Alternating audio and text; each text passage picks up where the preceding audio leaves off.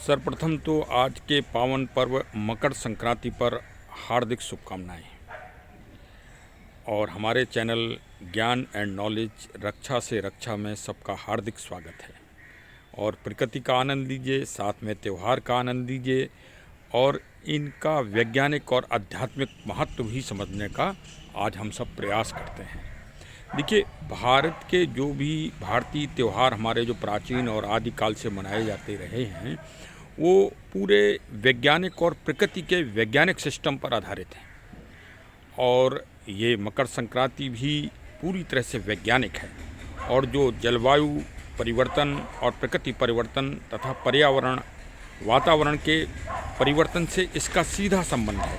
हमारे पुराने पूर्वजों ने, हमारे महान मनीषियों ने और ऋषियों ने आदिकाल में इस बात की गणना कर ली थी। तब किसी तरह का आविष्कार या यांत्रिकी सिस्टम का आविष्कार नहीं हुआ था।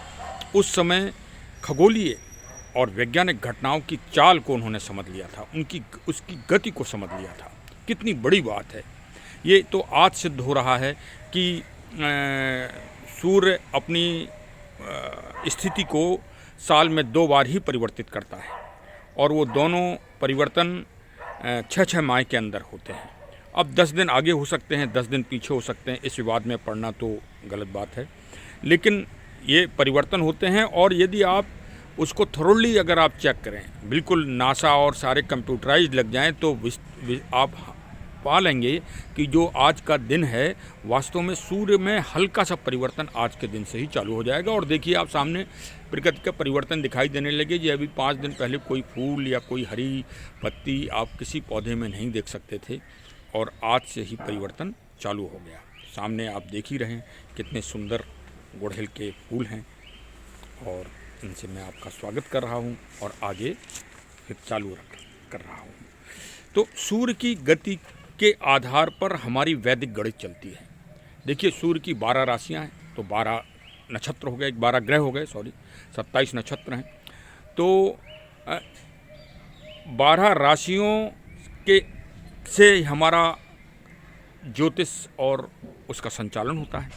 देखिए, इसको अगर आप एक कर्मकांड या उसमें लेके जाएंगे तो इसकी जो महत्वता है उसको हम पूरी तरह वैज्ञानिक रूप से नहीं समझ पाएंगे। भाई, सूर्य की गति को आप सामने देख ही लें कि 6-6 माह में परिवर्तन होता है। इसीलिए दक्षिणायण और उत्तरायण नाम दिया गया है हमारे आदिकाल से। दक्षिणायण में जब सूर्य रहता है तो धनु राशि पे चलता है, और आज से जो परिवर्तन हुआ है वो मकर राशि से चलता है। अब मकर राशि से संचालन होगा। ये तो ज्योतिषी के आधार पर है, और प्राकृतिक दृष्टि से तो आप देख ही लें कि आज ही नए पत्ते और नई कोपलें आपको दिखाई देने लगेंगी। देखिए, ये तो आज अब आविष्कार हुए और लोग जान पाए कि एक दक्षिणायन गोलार्ध है और एक उत्तरी गोलार्ध है। दक्षिणी गोलार्ध और उत्तरी गोलार्ध है। दुनिया 2 पार्ट में बटी हुई है। तो पृथ्वी गोल घूमती है, ये आज अब सिद्ध हो रहा है। और सूर्य हमेशा अपना चक्कर लगाता रहता है और पृथ्वी सूर्य के चक्कर लगाती है। तो हमारे पूर्वज इस बात को जान गए थे कि जो सूर्य की छाया पड़ती है वो 6 महीने दक्षिणी गोलार्ध में पड़ती है, और अब जो आगे वाले 6 माह आएंगे उसमें उत्तरी गोलार्ध में पड़ेगी। और इससे अब गर्मी का आज से विकास और दिन अब बड़ा होना चालू हो जाएगा। कितना बड़ा ज्ञान था।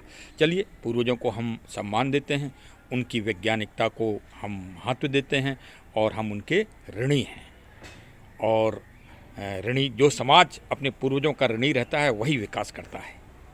सामने आप सूर्य भगवान के दर्शन कर ही रहे हैं, और ये प्रकृति के साथ सामंजस्य करने का भी एक हमें उदाहरण देता है कि आज के दिन जल में जाइए, गंगा जी में, यमुना जी में, पावन नदियों में स्नान करिए, सरोवर के पास बैठिए और वैज्ञानिक रूप से विटामिन डी पाइए। शरीर जब आपका तरल उससे पानी से गीला होगा तो आपको विटामिन डी अच्छी मिलेगी। और पतंग भी उड़ाइए खुले वातावरण में। तो देखिए, एक तरह से ये हमें कितनी बड़ी वैज्ञानिकता दे रहा है। और आज के दिन जो वास्तव में ये क्रिया करेगा ना, कोरोना उससे सैकड़ों किलोमीटर दूर भाग जाएगा। अगर आप आज के दिन धूप वैज्ञानिक रूप से विटामिन डी और अपने मतलब प्राकृतिक चीज़ें, खिचड़ी और जो तिल आदि के खाद्य पदार्थ हैं पौष्टिक, उनका सेवन करिए आज के दिन और स्वस्थ होइए। यही ये त्यौहार हमको मनाने की आदिकाल से प्रेरणा देते आ रहे हैं कि आपको वैज्ञानिक परिवर्तन के साथ अपना परिवर्तन, शारीरिक परिवर्तन करना ही पड़ेगा। चलिए अब जरा उनको भी याद कर लें जो महत्वपूर्ण आध्यात्मिक प्रसंग आज के त्यौहार से जुड़े हुए हैं। एक तो पावन स्नान करना है, दान देना है। दूसरे, महाभारत के जो सबसे वयोवृद्ध और सबसे महान प्रतापी योद्धा थे भीष्म पितामह जी, जिनको भ्रम था कि उनको इच्छित वरदान प्राप्त है, लेकिन भगवान ने उनका एक इस अहम और घमंड को कैसे आज के दिन ही दूर किया था, क्योंकि वो 6 माह मृत तीर सैया पर बैठ के आज के दिन का इंतज़ार करते रहे और आज के दिन ही भगवान उनके सामने आए और सामने आने पर आज उनको ईश्वर के सत्य की जानकारी हुई और जब ईश्वर के दर्शन हो गए तो उन्होंने अपना शरीर आज के दिन त्याग दिया था। तो एक तो ये बात हो गई। दूसरी, माँ गंगा जी का अवतरण इस पृथ्वी भूमि पर आज के दिन ही हुआ था और ये एक भी मान्यता है कि आज से सारे देवता इस मृत्यु लोक पृथ्वी पर भ्रमण भी करते हैं। तो चलिए साहब, इस त्यौहार को बहुत ही अच्छे रूप से, पारंपरिक रूप से हम लोग मनाते हैं और वैज्ञानिकता के साथ जुड़ते हैं। किसी रूढ़वादिता या उसके साथ नहीं जुड़ते हैं, वैज्ञानिकता के साथ जुड़ते हैं और प्रकृति का संरक्षण करते हैं। जलवायु परिवर्तन के साथ अपने आप को भी परिवर्तन करते हैं और प्रकृति, पेड़ पौधे, जलवायु संरक्षण, पर्यावरण संरक्षण के लिए और संकल्पित होते हैं। साथ में एक और निवेदन है, देखिए बस 2 ही 3 दिन में सभी राजनीतिक पार्टियां अपना घोषणा पत्र जारी करने वाली हैं। जो प्रकृति संरक्षण, पर्यावरण संरक्षण के लिए जागरूकता अपने घोषणा पत्र में मत दिखाए, उसका बिल्कुल बायकॉट करिए, उससे गुणवत्ता शैली में मत रखिए और प्रजातंत्र, लोकतंत्र में अपने वोट का उपयोग जरूर करिए अपनी आत्मा की आवाज़ से। इन नेताओं के बहुरूपीय भाषणों में मत आइए और ना ही इनके बहुरूपीय रूप में आइए, अपनी आत्मा से अपने अधिकार का उपयोग करिए, ये भी मेरा निवेदन है।